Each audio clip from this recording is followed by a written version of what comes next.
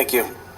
My name is David Phillips, and I would like to first off thank the Women's Club for providing the opportunity for us to reach out to the community. I also would like to thank everybody in the audience for coming out and taking some time out of their evening to listen to us.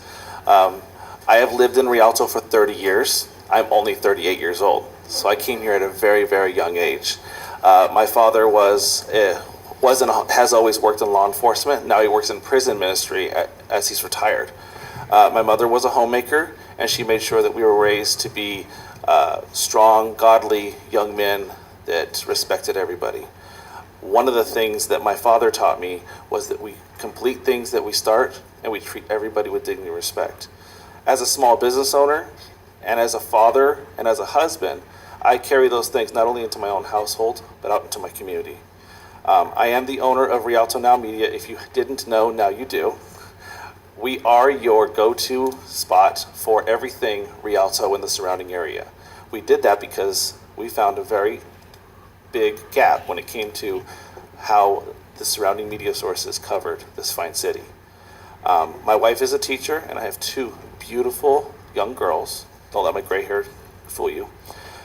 My campaign is people, not politics, because too much we watch the politics take center stage and the people fall far, far behind.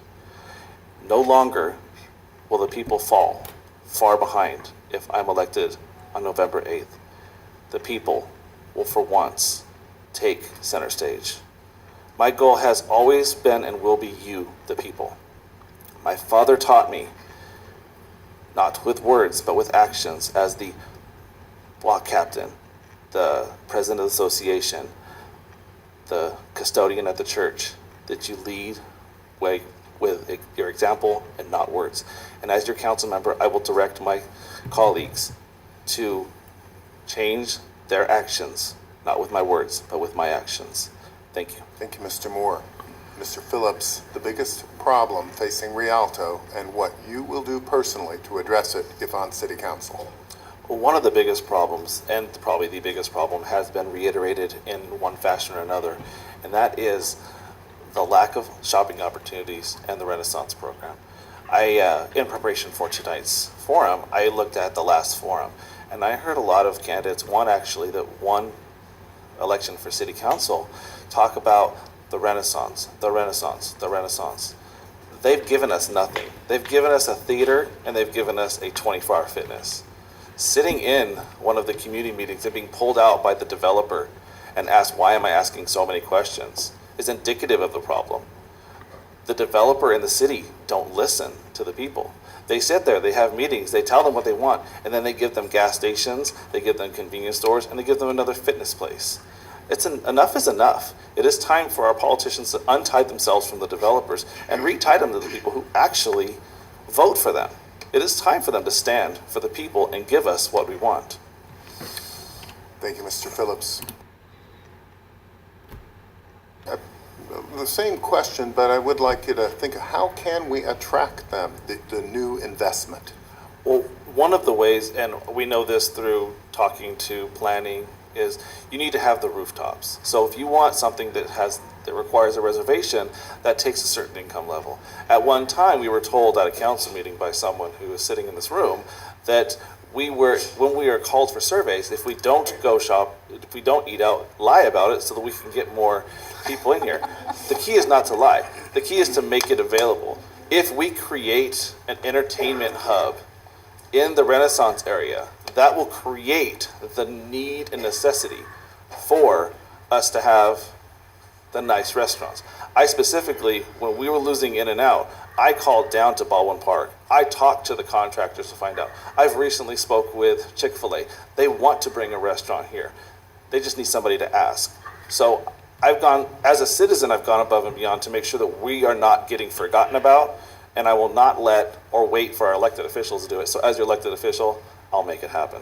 Phillips, assuming we're successful, what can City Council do to address issues of traffic and parking? Well, I think now, as we are going through the process before we start construction, looking at traffic flow and design. Some of the design that they have put forth right now is very vehicle restrictive, pedestrian friendly. We know we do know why that is. That is because we are in a push to get people out of their vehicles. And if people don't want to get out, we will force them out by making it nearly impossible for them to drive. We see that at all of our schools. Most recently at Warner Elementary, we have done our very best to remind people how little we care about them and being able to drive. So we are going to make it as restrictive as possible to get in that car. So I think if we can rethink how we're going to look at a high-end development with restaurants and shopping, that we don't restrict the vehicle traffic, but we create an opportunity for an even flow, I think that would solve the problem. Thank you. There continues to be construction of new distribution warehouses in the region, and while contributing to the economy, they also add heavy truck traffic and to our city roads.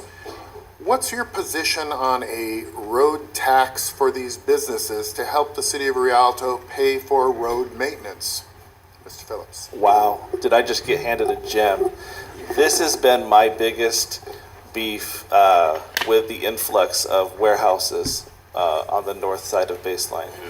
We throw so much traffic, so much pollution, so much onto a community that was built in the late 70s and has never seen a warehouse until the last few years, and they're bombarded with warehouses. I would love some forward thinking to where we could actually have some money for road repair, but if you have been coming to city council meetings or watching them, you can see we're years behind on capital improvement projects because for some reason our city council can't seem to motivate the wonderful staff to move on the projects. All they do is bark at them and they walk away.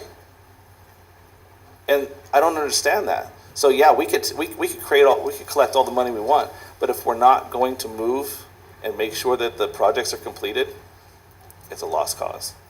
And it can also have issues when in my community where I was, we finally made a decision to only name something after somebody who'd been dead at least a certain length of time because they couldn't do anything then to change their reputation. It was what it was. So with that in mind, Mr. Trujillo. Sounds like the room, if it was up to them, they would change. One of the problems I have with the current naming policy is the rules are not the same for city officials or city employees as to the regular community. I think the playing field needs to be leveled. One of the awesome things I saw when I went to a planning commission meeting was the planning commission was presented with a proposal and the community came out in stark opposition and they listened to the community. That doesn't happen right now. We have an awesome planning commission. We have wonderful city staff, but we need to rewrite the rules and make sure the rules are the same for everybody. If I have to go collect signatures, so does the councilman and the mayor. Everybody should have the same set of rules. And I agree, if the people want it, it's up to them. Thank you. Mr. Phillips. Well, I think one of the ways that we kept our heads above water is because of some of the hard work of our city administrator, Mike Story, and the staff here in the city of Rialto. They all took heavy cuts. They took reductions in benefits so that we could stay afloat. One of the things that did not happen in that city next door. Another thing is city next door was taking a lot of liberties with the general fund. We started to see some of those issues where elected officials were using the general fund in ways it wasn't supposed to be, and we were losing thousands of dollars. One of our elected officials no longer with us, he stopped that.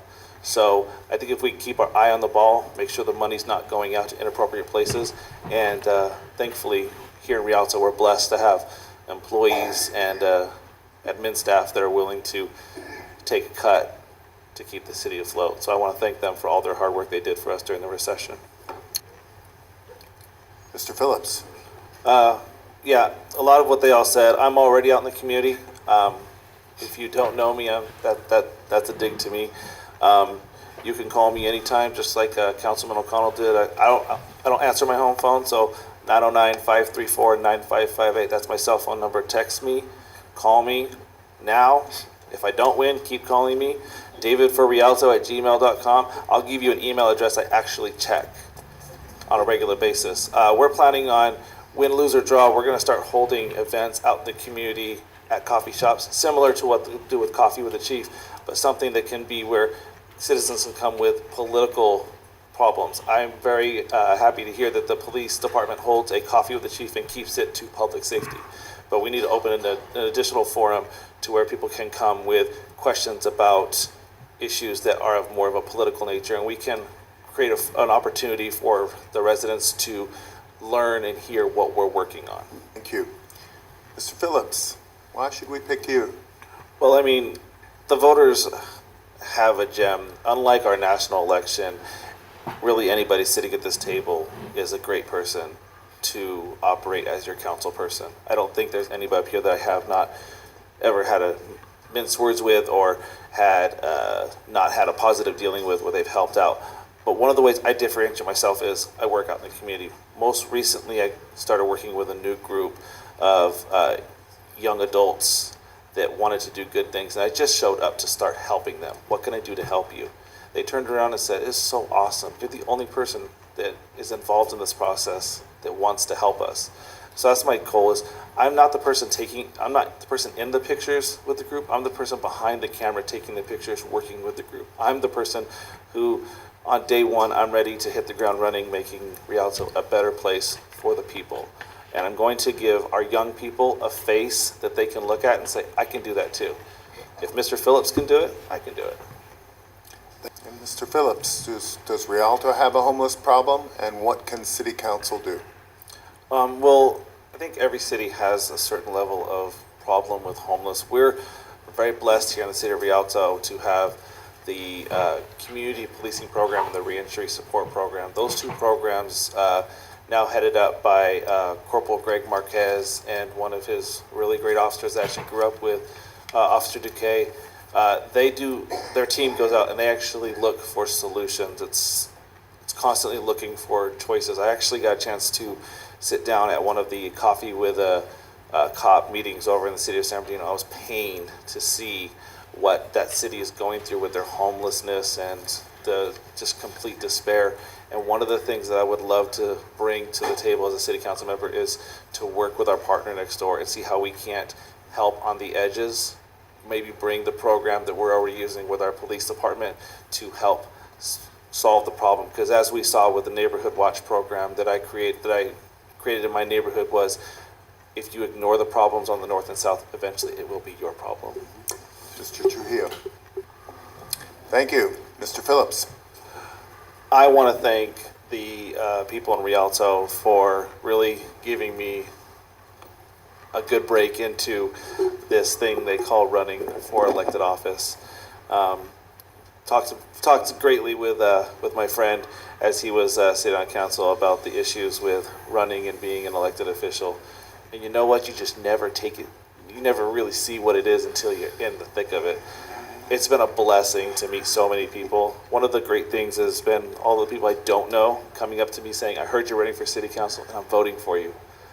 And it always comes in a moment where I just feel like I'm down, and they send me, it's like a little gift from heaven of a positive note. I am so excited for November 8th, and I am one of the few candidates that if you go to my website, davidforrialto.com, I have a full list of what I plan on doing and where I stand on some of the most popular issues. So you can learn it all there, and you can find out anything about me at David for Rialto on any social media platform. Thank you. Thank you.